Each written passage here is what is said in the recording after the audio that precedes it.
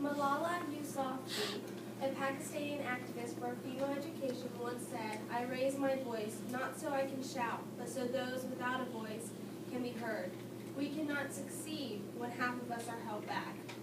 According to the article Trust in Education, 85% of women in Afghanistan have no formal education and are illiterate.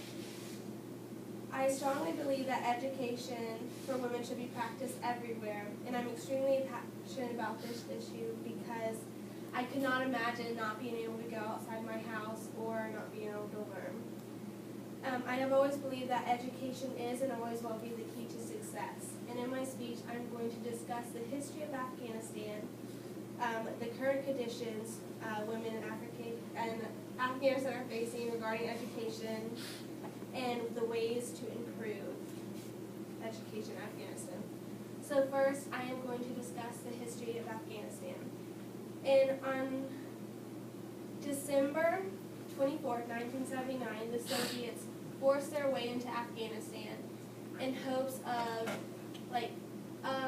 making the government more stable after a coup because the Islamics overthrew the government and wanted this Marxist-Leninist person to rule, the two different parties to rule. And the Islamic people rebelled against the Soviets because obviously they didn't want them in their country. And the United States, Saudi Arabia, and Pakistan supported the Islamic fighters in this. And once the Soviets were demolished and they withdrew from Afghanistan, a group was created known as the Taliban, and which they emerged in the 1990s. And according to the article written by Britannica Schools, in 1996, the Taliban seized control of Kabul and instituted severe interpretations of the Islamic law. And most of the laws regarded women, and so these were some of the laws, like women were not allowed to work or go to school, they weren't allowed to be outside the home without a male escort, they were not allowed to be treated by male doctors, and obviously there weren't women doctors, so they didn't have any health care.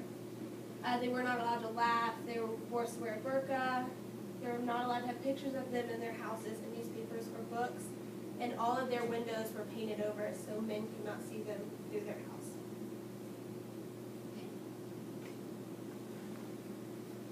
And next, I'm going to talk about the current conditions women are facing today in Afghanistan. So after the Taliban was evacuated and destroyed or whatever, the education for women substantially improved over the next few years.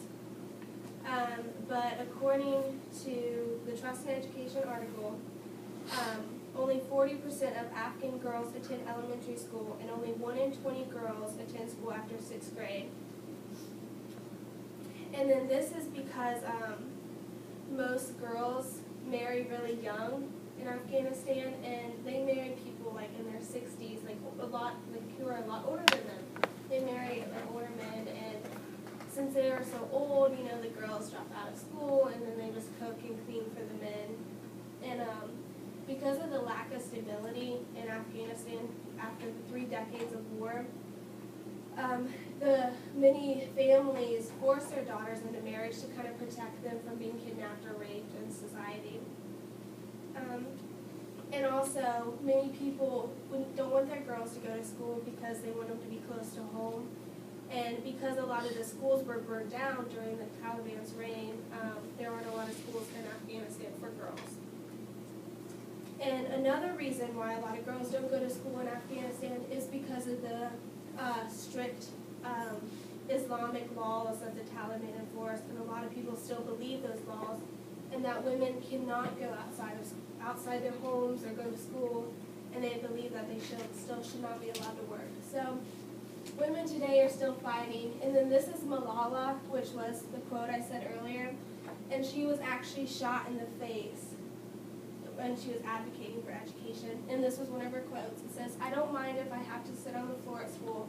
All I want is education, and I'm afraid of no one." Okay, and now I'm going to discuss the ways to improve education in Afghanistan. It said more than 100,000 100,000 secondary school graduates have passed the entrance exams.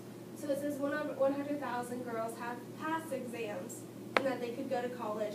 But unfortunately, there's a limited space, and only about half of those students were allowed to go. So the first step in overcoming the adversity that women are facing in Afghanistan is to build more schools for them.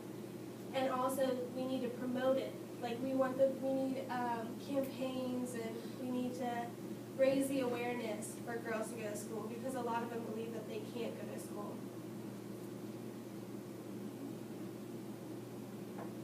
And also, we need to teach the society to overcome the old beliefs and traditions that were created by the Taliban. So in conclusion, I have talked about the history of Afghanistan, the current conditions women are facing in Afghanistan, and the efforts and ways to improve the education of women in Afghanistan. In the book, I Am Malala, the girl who stood up for education was shot by the Taliban, which is her right there. She says, "Let's pick up our books and our pens," I said. "They are our most powerful weapons. One child, one teacher, one book, and one pen can change the world."